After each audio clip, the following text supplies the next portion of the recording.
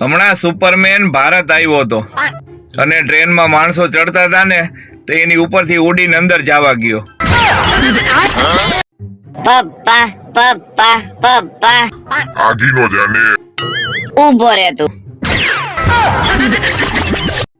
5000 વર્ષો પછી જે ખોદકામમાં માનવ કંકાલ નીકળશે ને તે આવી રીતના હશે. હવે આ જોઈને તમારા મગજમાં જે પેલી છોકરી આવે એને આ રીલ મોકલી દો. આ દુકાનવાળાએ બોર્ડ માર્યું હતું કે અહીંયા ઓટલા ઉપર કોઈ બેસવું નહીં, તોય બધાય બેસતા. પછી એના જુગાડ કર્યો. આપણી મમ્મી ભેગા ખરીદી કરવા ગયા હોય અને દુકાનવાળો વસ્તુ નાખીએ 1500 અને આપણી મમ્મી કે 250, તો એમ થાય કે આ ધાબળા ઓઢી લઈને થોડીક વાર ક્યાંક હંતાઈ જાય. ભાઈ બજારમાં નકલી એટલું આવી ગયું છે ને કે અસલી ગોતવું અઘરું થાય એમ છે. ભાઈબંધ મિત્રોનું ગ્રુપ હોય ને એમાં એકાદો તો એવો લખણ ખોટો હોય જ જેને લીધે આખા ગ્રુપને હેરાન થવું પડે. આને કહેવાય આમ જો હગ્ગા પતિ પત્ની. ઓ હગ્ગા પતિ પત્ની. ઘરવાળી 4-5 દિવસથી આ લોહી પી ગઈ હતી કે મારા મમ્મીની ઘરે લઈ જાવ.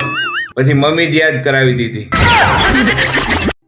મને તો એ નથી સમજાતું કે આ છોકરાએ નાની ઉંમરમાં આટલું બધું જ્ઞાન કેવી રીતે મેળવી લીધું. એર હોસ્ટેસ પ્લેનમાં એક ભાઈને કહે, સર તમે શું જમશો?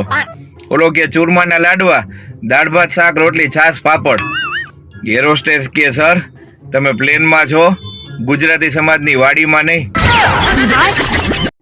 બાઈ રિહાણી હોય ને ત્યારે જણ સારી રીતે મનાવે, પણ જે જણ રિહાણો હોય ને તે બાઈ એની દુખતી રગત પકડી લે.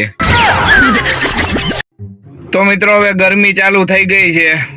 ડાબી બાજુના મટકા સિવાય બધાય મટકા વેચવાના છે. અણવર માટે એક ચેતવણી રૂપ કિસ્સો સામે આવ્યો છે કે જો અણવર બહુ દોઢા થશે તો એની સાથે આવું થશે. Ititi tuti, ititi hati, itata tutula pialita. તો મિત્રો માર્કેટમાં નવા હેલિકોપ્ટર ગરબા આવી ગયા છે. આ દેશી ઘીનો પાવર છે ભાઈ. કુરકુરામાંથી આ નો મળે.